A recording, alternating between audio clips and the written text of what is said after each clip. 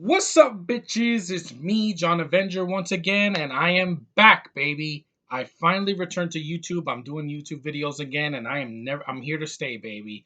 I've waited so long to do this.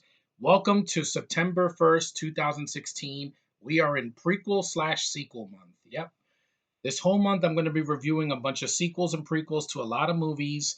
They have to be sequels to films. They can't be like a movie with a number that doesn't have that doesn't have anything. Like Leonard Part 6 won't be here because it's not a sequel to, there's no Leonard Parts 1 to 5.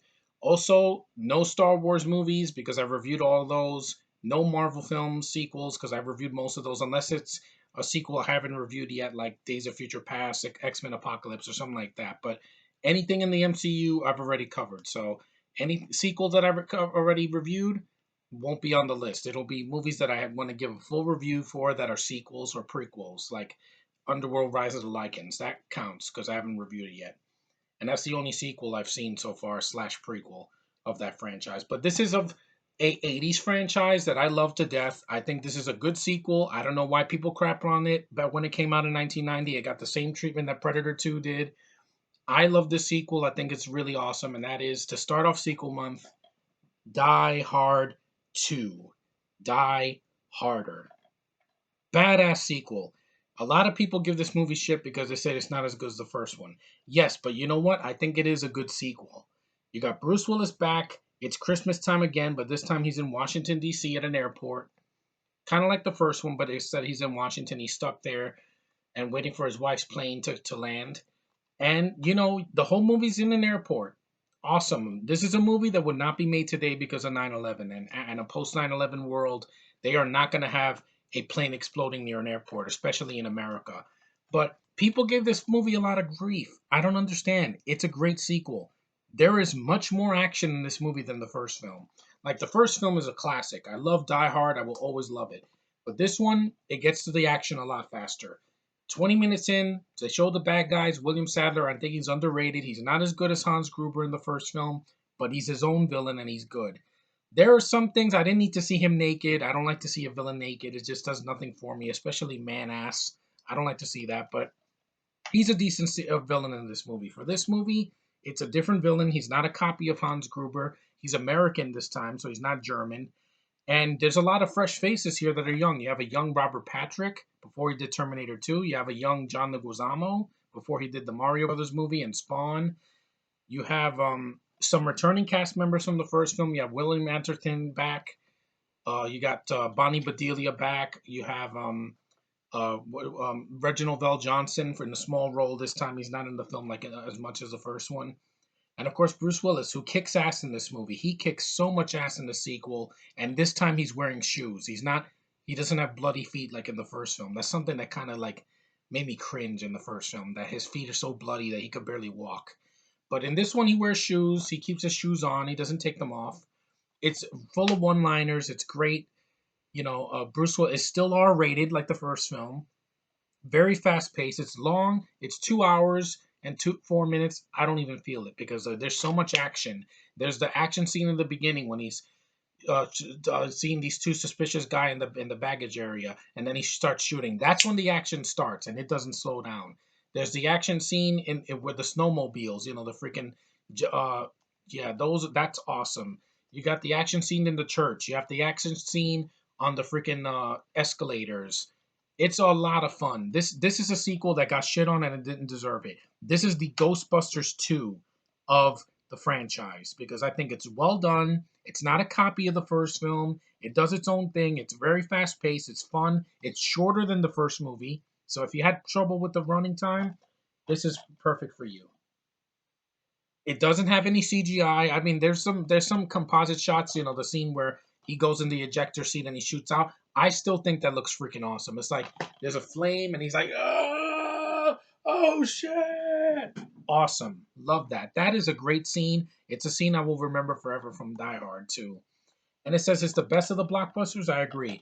This franchise has not died yet because Bruce Willis, when he gives a shit, he will give you a good performance.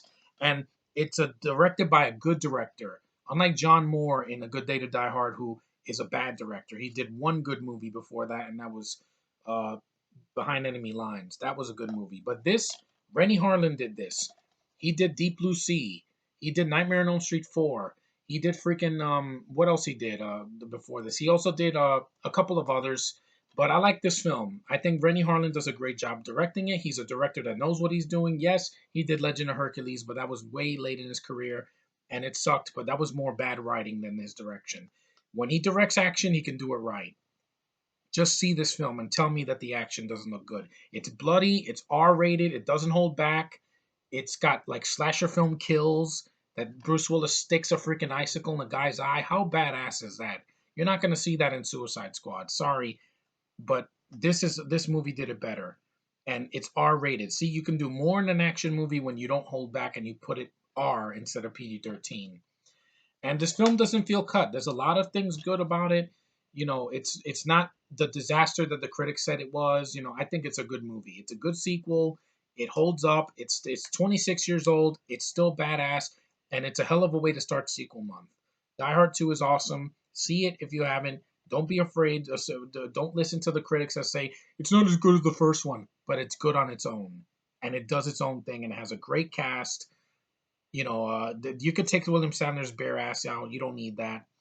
And there's a couple of subplots here and there that are like, but the action's good, the pacing's good, the story's good. It's a good sequel. It doesn't ruin the first movie, and it's in Christmas time, so it's fun.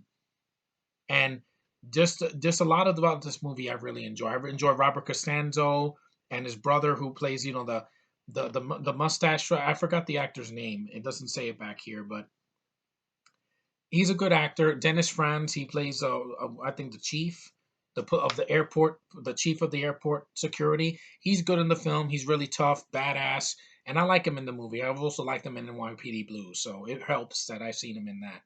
And it's a good movie. See this movie. I'm gonna watch this again for Christmas when December comes. I'm gonna see the first one and then this one. Great companion piece, great sequel, doesn't deserve the hate it gets, and it's a lot better than sequels we get today. And that's all I can say about Die Hard 2. It's awesome. So yeah, it's great to be back, guys. I'm glad I got to talk about Die Hard 2, Die Harder. It's a good sequel. I saw it in the theater when it came out a couple of years ago when they re-released it for the marathon, waiting for the fifth movie, and it does not deserve the hate it gets. There are way worse sequels that came out this year. Independence Day Resurgence, which I didn't bother with, or Zoolander 2, or Ride Along 2. It's not those disasters. This is a good sequel, and it was worthy. It was not just made for money. They did it in the 90s. It kicks ass. It's still R rated, and it works. And Bruce Willis actually is awake doing this movie. So I like Die Hard 2. I think it's a great sequel, and it deserves more praise and more attention. So see Die Hard 2. Don't care about what the critics think. I stopped giving a shit about what critics think a long time ago, long before Suicide Squad came out and Batman v Superman. So yeah, when you do a sequel right, you get this. When you do it wrong, you get Zoolander 2, you get freaking Independence Day Resurgence, and you get Ride Along 2. Sequels that were made for money and no passion whatsoever. This had passion and it worked. And Rennie Harlan deserves better too. Anyway, thanks for watching, guys. I'm back. I'm glad I have some energy. I'm not tired anymore. I want to give you guys the best videos I can for September. The wait is over. I'm back, baby. So is my friend Pizzal. I want to give him a shout out. I'm glad he's back. Fuck the people that did that flagged this channel. He didn't deserve that. He's an awesome guy. Leave him alone, YouTube, and leave me alone. Anyway, that's all I can say. Great. Thanks, guys, for watching. Take care. Keep liking, subscribing, and commenting, and stay tuned for more sequel prequel month coming your way. See you later.